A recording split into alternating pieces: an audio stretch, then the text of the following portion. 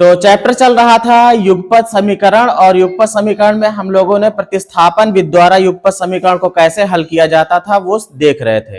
अब थोड़ा सा कठिन सवालों को हम लोग देखेंगे, जैसे कि दशमलव वाले सवाल, या फिर कई बार ऐसे इक्वेशन दे दिए जाएंगे, ऐसे समीकरण दे दिए जाएंगे जो बराबर के दोनों तरफ जिसमें वेरिएबल रहेंगे, तो उनको कैसे किया जाता है। यहां पर देखिए सबसे पहला सवाल जो है, इसमें दो समीकरण आपको दिए गए हैं, क्योंकि युगपत समीकरण है तो दो दो समीकरण तो देगा ही देगा। यहां पर देखो x + 2y ब्रैकेट में बराबर के बाईं तरफ भी है और एक और चर दे दिया है उस तरफ। तो इसको पहले हम सरलतम रूप में बदल लेते हैं। समीकरण को किस रूप में बना लेते हैं? सरलतम रूप में। मान लीजिए कि यह समीकरण हमारा है 1 और ये है कौन सा? 2। हम समीकरण 1 को कैसे कर सकते हैं? पहले इस ब्रैकेट को खोल देते हैं, ब्रैकेट खोल देंगे, ठीक है। तो समीकरण 1 और 2 को सरलतम रूप में लिखेंगे। किस रूप में लिखेंगे? सरलतम रूप में लिखने पर कैसे लिखा जाएगा ये देखते हैं। भाई क्या करना है, थोड़ा सा सरल कर देते हैं। ब्रैकेट लगा है ना, ब्रैकेट को खोलो तो क्या होगा, जो ब्रैकेट के बाहर होता है उससे ब्रैकेट के अंदर जो भी कुछ होता है उसमें गुणा हो जाता है ना।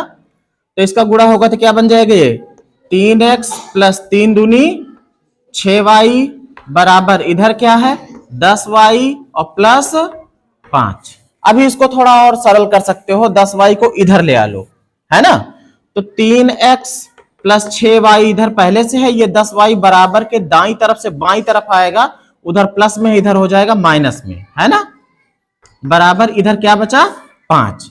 अब देखो दोनों y है ना, समान चर है, ये 6y है, ये 10y है माइनस का, तो ये घटेंगे।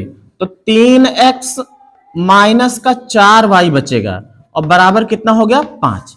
ये बन रहा हमारा पहला वाला समीकरण बदल करके सरलतम रूप में, है ना। इसी तरीके से हम इसको ही बदल लेते हैं। ये क्या बनेगा भाई, ये बनेगा 2x + 2 2 जा 4y बराबर उधर कितना है भाई 3x + 2। इस 3x को इधर ले आ लो, तो 2x इधर पहले से है प्लस 4y पहले से है, 3x उधर से इधर आएगा तो माइनस का 3x और बराबर को उधर क्या बचेगा 2। देखो 2x यहां पर प्लस में है ना, और ये किस में है माइनस में, दोनों घटेंगे, मिलेगा क्या माइनस का 1x मिलेगा, है ना। तो माइनस का x और प्लस 4y बराबर कितना 2। ये मिल गया है समीकरण 2। देखो जो समीकरण 1 था वो अब इस रूप में आ गया है, और जो 2 है वो भी अब इस रूप में आ गया है ना।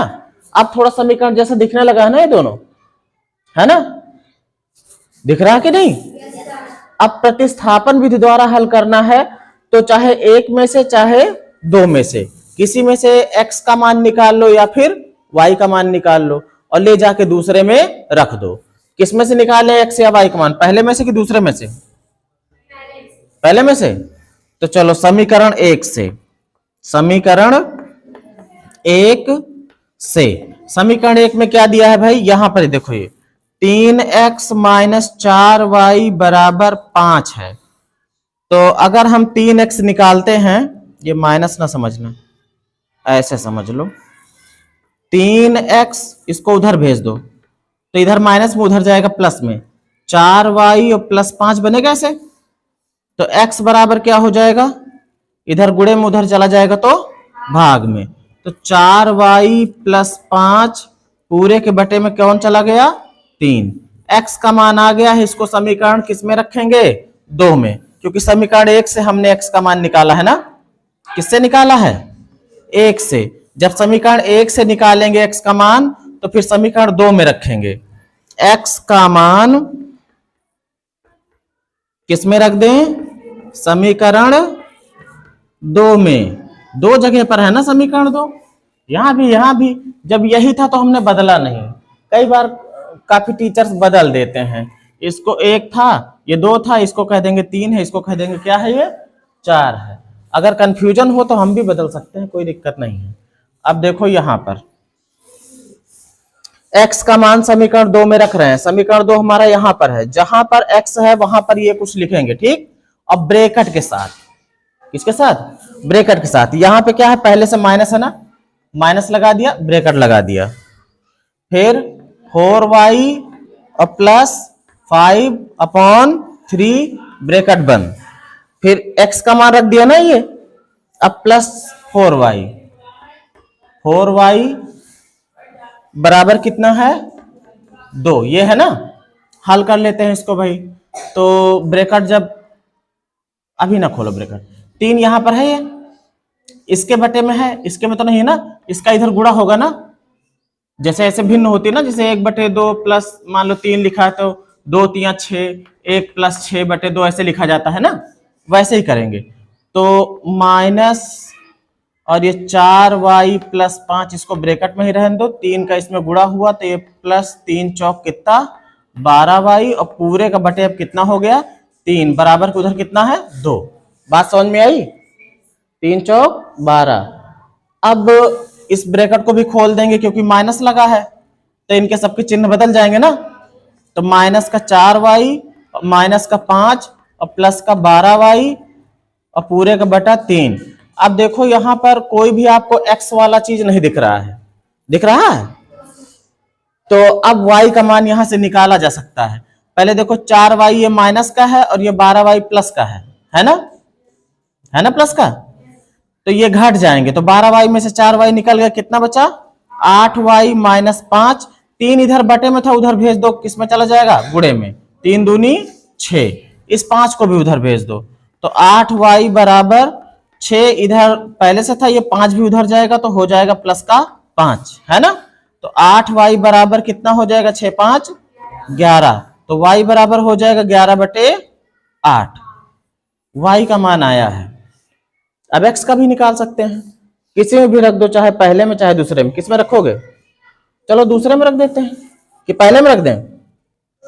दूसरे में। y का मान समीकरण किसमें? 2 में।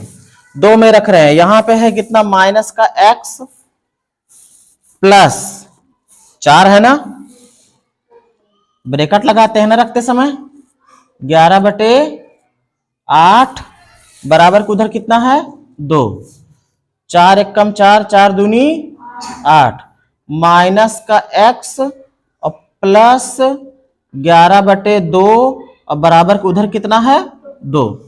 तो एक काम करो, इस 11/2 को भी उधर भेज दो, है ना। तो हो जाएगा कितना, माइनस का x बराबर 2, इधर पहले से था, ये इधर प्लस में उधर जाएगा तो माइनस का 11/2। अब इसका इधर गुणा होगा ना, इसे 2 दूना 4। कहां पे देखें, जगह नहीं बचेगी क्या, बड़े सवाल है।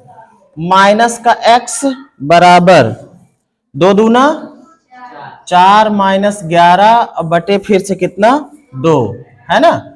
तो माइनस का x बराबर, ये घटेगा तो कितना आ जाएगा भाई, 11 में से 4 घटा दो, चिन्ह लगा दो माइनस का, माइनस का 7/2, दोनों तरफ माइनस हो रहा है ना, खत्म कर दो। तो x बराबर कितना आ गया 7/2। तो x का भी मान आ चुका है और y का भी मान आ चुका है। अब हम लोग देखते हैं इस दशमलव वाले सवाल को, ठीक है।